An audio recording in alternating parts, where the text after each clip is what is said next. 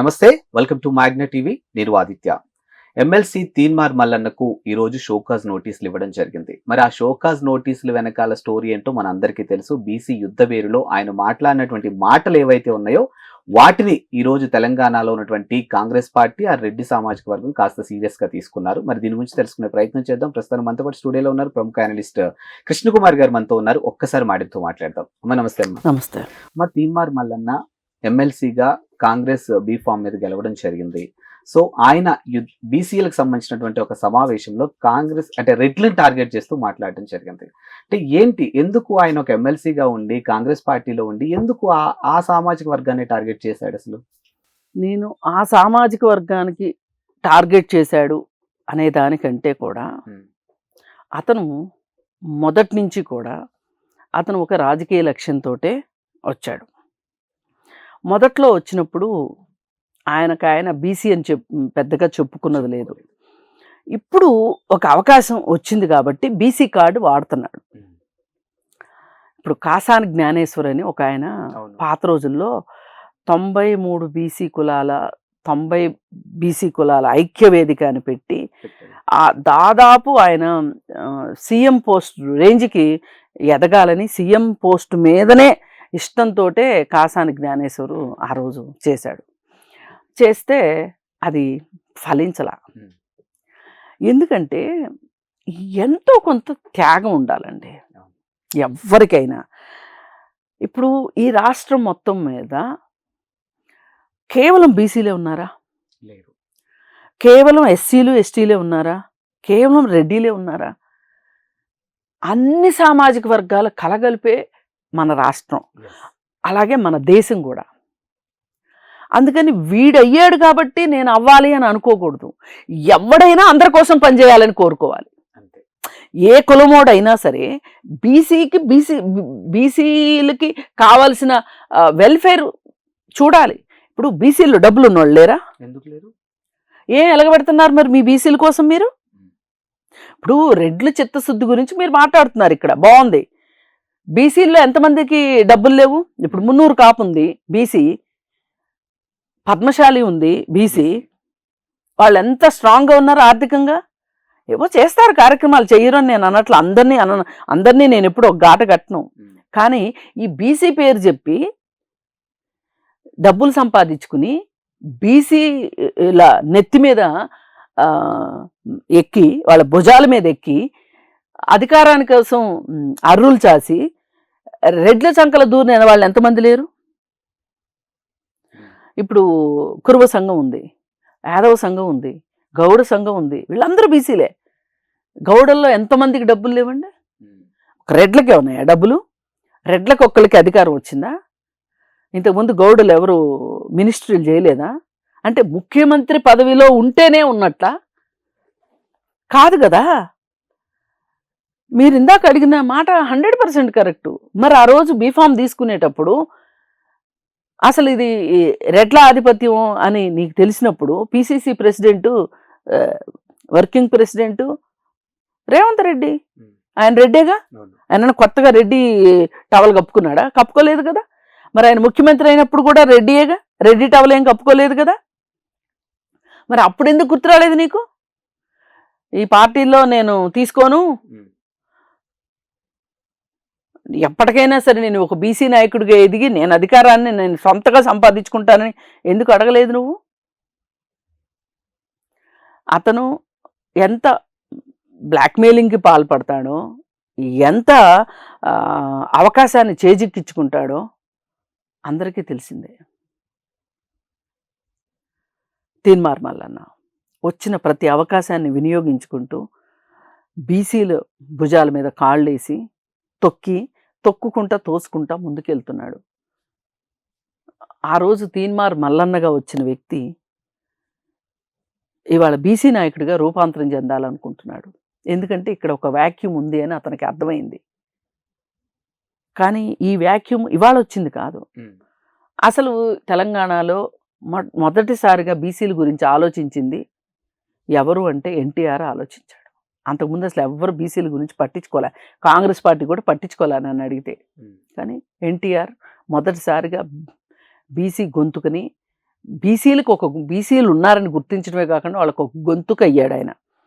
మీరు అలా గొంతుకు అవ్వండి, వాళ్ళని రాజకీయంగా చైతన్యం చేయండి, ఆర్థికంగా. ఇప్పుడు పద్మశాలి ఉన్నారు, పద్మశాలిల్లో డబ్బులున్న వాళ్ళు ఎంతమంది ఉన్నారు, పూటకి తిండి లేక అల్లాడిపోయే వాళ్ళు పద్మశాలీలు ఉన్నారు.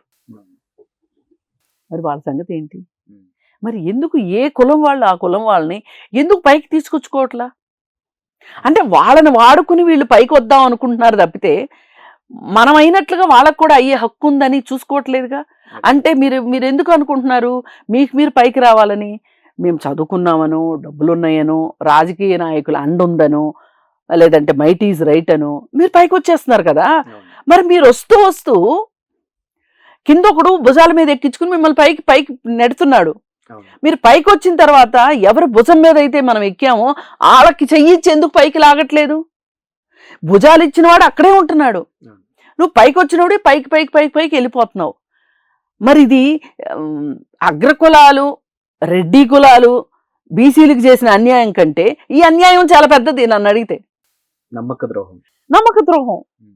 వాళ్ళు ఇంకా వాళ్ళకు ఒక వర్గం ఉంది, మేము పైన కులం వాళ్ళమి, మాకు అధికారాలన్నీ మా చేతిలో ఉన్నాయి, మేము చేస్తాము అని ఓపెన్ గా అనిపిస్తుంది మనకు. వాళ్ళు స్టేట్మెంట్ ఇచ్చిన ఇవ్వకపోయినా అనిపిస్తుంది. కానీ ఈ దుర్మార్గం అసలు కనిపించట్లేదే. ఈ కనిపించని దుర్మార్గానికి నువ్వు నాయకుడువా? అందుకని చెప్పి ఇవాళ నేనే సీఎంని అని ప్రకటించుకోవటం, ఏ బీసీలో నీకంటే మనగాడు ఎవడు లేడా? నా బీసీ వాడు ముఖ్యమంత్రి అవ్వాలని నేను పనిచేస్తున్నాను అనడం చాలా గొప్ప మాట. బీసీలకు కూడా రాజ్యాధికారం రావాలి అనడం తప్పులేదు. కానీ నేనే అవుతానని ఎలా అంటావు నువ్వు?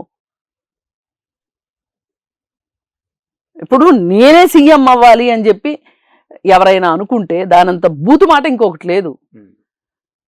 ఎందుకు అవ్వాలి? నువ్వే ఎందుకు అవ్వాలి? అంటే ఇప్పటి వరకు వెలమాస్ పరిపాలించారు, రెడ్లు పరిపాలిస్తున్నారు, నెక్స్ట్ బీసీ వాళ్ళే పరిపాలించాలి. నేను కాదనట్లా, మరి నేనే అని ఎందుకు అంటున్నావు? నేను చాలా మంది ఫైట్ చేశారు నీకంటే ముందు వరుసలో ఉండి చాలా మంది ఫైట్ చేశారు. నువ్వు అనుకుంటే నీకు చరిత్ర బాగా మేధావి కదా, నీకు చరిత్ర తెలియకపోవడం ఏంటి? కాసాని జ్ఞానేశ్వర తక్కువ పోరాటం చేశాడా? 90 బీసీ కులాలని ఐక్యం చేసి ముఖ్యమంత్రిని గడగడలాడిచ్చాడు. ఇంకా చాలా మంది ఉంటారు లెక్కేస్తే. ఏం దేవేంద్ర గౌడ్ కంటే గొప్పడువా నువ్వు? చాలా మంది ఉన్నారు ఇలా లెక్కేస్తే. నేనే పెద్ద అసలు భూమి పుట్టిన తర్వాత నా అంత బీసీ నాయకుడు లేడు అనుకోవడం చాలా తప్పు. నీ రాజ్యాకాంక్షను తెలియజేస్తుంది, నీ అధికారం మీద నీకు మమకారం తెలియజేస్తుంది ఇక్కడ. అలా కాకుండా నా బీసీలు ఇంతమంది ఉన్నారు, నా బీసీలకి నేను ప్రాతినిధ్యం వహిస్తున్నాను, అవసరమైతే సొంత పార్టీని కూడా విభేదించి నా బీసీల హక్కుల పరిరక్షణకే నేను పనిచేస్తాను అనడం సమంజసం. దానికోసం ఏం చేసావు చెప్పు? ఇప్పటి వరకు ఏం చేసావు? బీసీలు నిజంగా ఇవాళ త్రిశంకు స్వర్గంలో ఉన్నట్లు లెక్క బీసీలు. ఎందుకంటే ఎస్సీ ఎస్టీ వాళ్ళ జీవితాలు ఇన్ని సంవత్సరాలైనా కొంతమంది పైకి వచ్చారు కానీ వాళ్ళు అట్టడుగునే ఉండిపోయారు. పైన వాళ్ళు పైకే వెళ్ళిపోతున్నారు, మధ్యలో ఉన్నారు బీసీలు. వీళ్ళకి కింద వాళ్ళమని చెప్పుకోలేరు, పై వాళ్ళమని చెప్పుకోలేరు. పై వాళ్ళతో స్నేహాలు ఉంటాయి, అంటరాంతనం ఉండదు కాబట్టి అబ్బో మేము గొప్ప అనుకుంటారు. ఎంతవరకు గొప్ప? మానసికంగానే గొప్ప. మరి ఆర్థిక పరిస్థితి ఏంటి? ఆర్థిక పరిస్థితి ఏంటి? ఇవాళ కుల వృత్తులు మొత్తం బీసీల చేతిలో, బీసీలే కుల వృత్తులు ఎక్కువగా ఉంది. వాళ్ళు కుల వృత్తుల్లోనే కొనారెళ్ళిపోతున్నారు. కుల వృత్తులకి డబ్బులు వచ్చే అవకాశం ఉందా? రేట్లు ఏమైనా పెరుగుతున్నాయా? ఒక చీర నెయ్యాలి అంటే 15 రోజులు పడుతుంది ఒక చీర. ఆ చీర నేసిన తర్వాత ఆ చీర దాని పెట్టుబడి పెట్టిన వాడు గద్దల్లాగా తన్నుకుపోతారు. వాళ్ళ పరిస్థితి ఏంటి? వాళ్ళకి రోజుకు 100 రూపాయల కూలి మిగలదాం పొద్దున్న సాయం దాకా పనిచేస్తే. అది వాళ్ళ పరిస్థితి. చేనేతల గురించి చెప్తున్నా. ఇంకొక కుండల వాళ్ళు, ఇంకొకళ్ళు ఎన్నో వృత్తులు అసలు కనుమరుగైపోయినాయి ఈ అభివృద్ధి పేరుతో. వాళ్ళకి ఉపాధి దొరికిందా? మరి ఇప్పుడు ఒక కుండలు చేసే అతను కొడుకు కూడా కుండలు చేయాలని ఎక్కడా లేదు. అతను కావాలంటే వృత్తి మార్చుకోవచ్చు. మరి రెడీగా ఏమున్నాయి దానికి సంబంధించి? ఆల్టర్నేటివ్ లేదు. దాని గురించి మాట్లాడు నువ్వు.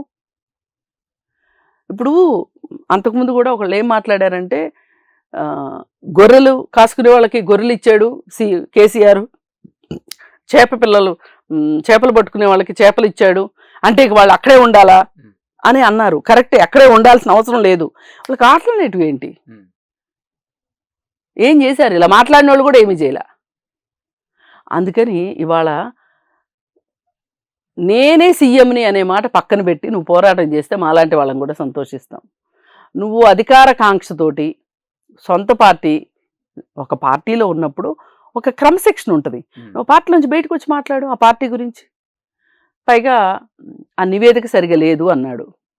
నేను ఆ నివేదిక జోలికి వెళ్ళట్లేదు, కానీ నివేదిక సరిగా లేదు, ఇది కరెక్ట్ కాదు, అవసరమైతే ఎలక్షన్స్ పోస్ట్ పోన్ చేయండి, మళ్ళీ అవసరమైతే మళ్ళీ ఒక సర్వే చెయ్యండి, నష్టమేమి లేదు, డబ్బులు పోతే పోయినాయి, ఇది బీసీల నివేదిక సరిగా లేదు అని అడిగే హక్కు నీకుంది. అలా అడగకుండా దాని మీద ఉచ్చబోద్దాం. తన ఆవేశాన్ని చూపించడం తప్పని నేను అనట్లా, కానీ నేనేమంటున్నా అంటే, నువ్వు ఒక పార్టీలో ఉండి ఆ పార్టీ తరఫున నువ్వు ఒక రాజ్యాంగబద్ధమైన పదవిలో ఉండి నువ్వు ఇలా మాట్లాడడం కరెక్ట్ కాదు. నువ్వు బయటకు వచ్చేయి, ఆ పదవికి రాజీనామా చేసేసి, నేను మా బీసీలకి ఇంత అన్యాయం చేస్తున్నారు కాబట్టి నేను మీ పార్టీలో ఉండను అని చెప్పి బయటకు వచ్చేసేసి నువ్వు చెయ్యి ఉద్యమం, శబాష్ అది. కానీ నీ పోస్ట్ నువ్వు పదిలంగా అట్టు పెట్టుకుంటావు, బీసీలని జో కొడతావు, మళ్ళీ రేపొద్దున ఇంకొన్ని తాయిలాలు తీసుకొని అదే పార్టీలో కొనసాగుతావు. బీసీల జీవితాలు ఏం మారుతాయి ఇట్లయితే? మీటింగ్కి రావడం, వెళ్ళిపోవటం. నువ్వు త్యాగం చేస్తే నీ వాళ్ళకి ఏమన్నా ఉపయోగం ఉంటుంది. నువ్వు త్యాగం చేయట్లా, భోగం చేసుకుంటున్నావు. భోగలాలసత్వమే అంటారు దీన్ని. పదవీకాంక్ష కూడా ఒక రకమైన భోగలాలసత్వమే. మరి చేసేటప్పుడు ఇంక నీకు త్యాగం ఎక్కడిది? ఆ పార్టీ వాళ్ళు షోకాజ్ నోటీస్ ఇస్తే నీకు నిజంగా బీసీల మీద నీకు ప్రేమ ఉంటే వచ్చేసే, ఆ పార్టీలోంచి బయటకు వచ్చేసి నేను నా బీసీల కోసం ఐక్యత కోసము, వాళ్ళ అవసరాల కోసము, వాళ్ళ ఉన్నతి కోసం నేను పనిచేస్తాను అని చెప్పి, ఇది ఇంతకు ముందంతా నేను పోరాటం చేసినప్పుడు నాకు ఏ పదవి ఉంది అని రా, బయటికి వచ్చి మాట్లాడు, బాగుంటుంది. కానీ ఇది ఒక క్రమశిక్షణను కూడా సూచిస్తుంది. నీకు క్రమశిక్షణ లేదు, విచక్షణ లేదు, కేవలం పదవీకాంక్ష ఉంది. ఇది ఎలా? అందుకని నువ్వు డిమాండ్ చేయవలసింది ఏంటంటే, ఈ కులగణన సరిగా జరగలేదు, మళ్ళీ కులగణన జరగాలి అని చెప్పి. Thank you.